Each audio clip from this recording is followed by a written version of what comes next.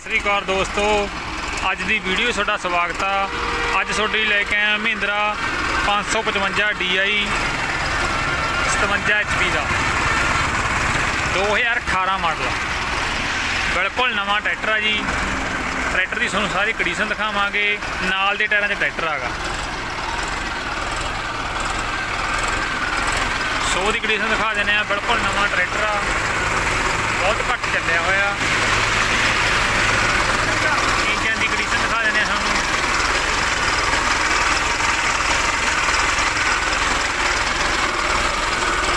ਅਗਲੇ tyre Goodyear ਦੇ ਨੇ 750 ਦੇ 40 ਪੈਸੇ ਟਾਇਰ ਨੇ ਜੀ। ਨਾਲ ਦੇ ਟਾਇਰ ਨੇ ਤੁਹਾਨੂੰ ਪਿੱਛੋਂ ਦਿਖਾ ਦਿੰਦੇ ਆ।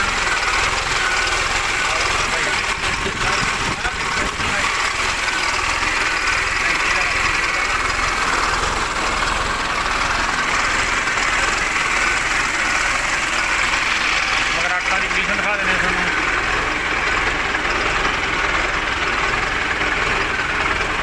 ਬਿਲਕੁਲ ਨਵੇਂ ਮਗਰਾਟ ਨੇ, ਕਿਤੇ ਚੌ ਵੀ ਨਹੀਂ ਲੱਗਿਆ ਹੋਇਆ।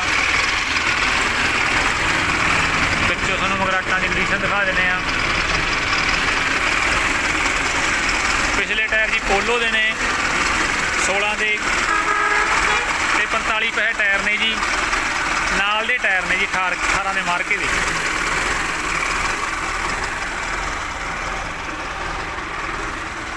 ਡਬਲ ਡਿਸਟ੍ਰੀਬਿਊਟਰ ਆ ਜੀ।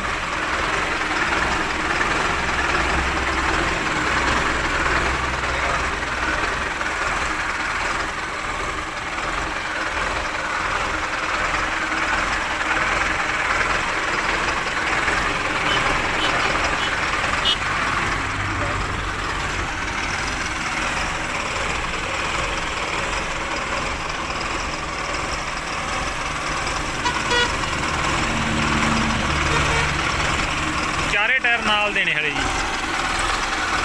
ਬਹੁਤ ਘੱਟ ਚੱਲਿਆ ਹੋਇਆ ਟਰੈਕਟਰ। ਕਿਤੋਂ ਰੰਗ ਪੇਂਟ ਨਹੀਂ, ਸਾਰਾ ਰੀਜਨਲ ਆ।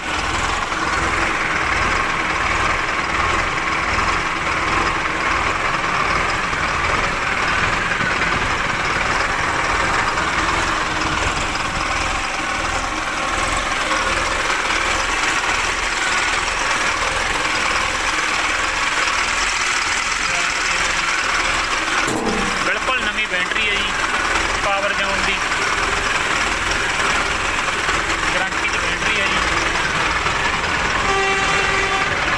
3 ਸਪੀਡ ਹੈ ਜੀ ਟਰੈਕਟਰ। 3 ਸੀਟ ਪਰ ਲਗਾਇਆ ਹੋਇਆ ਜੀ।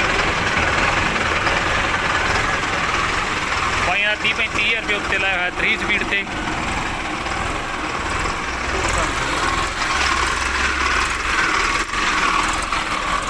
ਪੂਰੇ ਬੈਂਪਰ ਜੀ ਤੇਲ ਵਾਲਾ ਲੱਗਿਆ ਹੋਇਆ, ਟੈਂਕੀ ਵਾਲਾ ਬੈਂਪਰ ਲੱਗਿਆ ਹੋਇਆ।